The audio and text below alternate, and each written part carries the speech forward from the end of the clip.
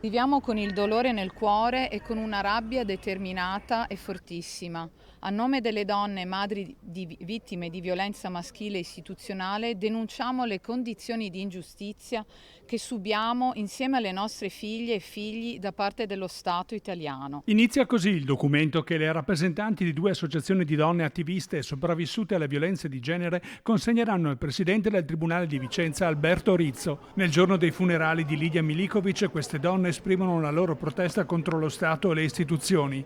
Lidia e Gabriella potevano essere salvate con leggi più severe. Il documento verrà inviato anche al ministro della Giustizia Marta Cartabia perché, dicono, il sistema sottostima, svilisce e ignora le denunce. Al posto di rinchiudere le madri e i bambini vittime di violenza nelle case rifugio bisogna rinchiudere i violenti, deve smettere questa presa in giro dei percorsi riabilitativi, dei trattamenti riabilitativi per maschi violenti, bisogna seguire l'esempio di altri paesi europei che c'è un esempio funzionale. In Spagna hanno una lei integrale da più di 15 anni che funziona, gli uomini violenti hanno il braccialetto elettronico e ci sono degli esperti dedicati a controllare la sicurezza delle donne. Questo bisognava fare. L'assassino è una persona normale che aiuta il cagnetto a attraversare la strada, che recupera il gattino randagio e poi dopo però uccide. Perché se per caso la gente ha una doppia personalità, è brava anche a mascherare quello che uno è rancore che si porta dentro. Femminicidio in vita,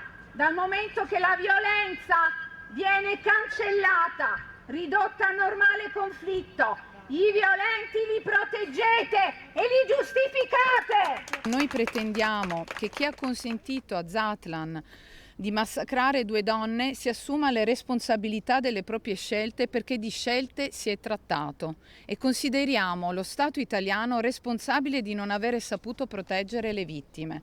Ci auguriamo che l'invio di ispettori al Tribunale non sia soltanto una misura di facciata, ma porti ad affrontare in modo sostanziale le problematiche che abbiamo esposto e denunciato.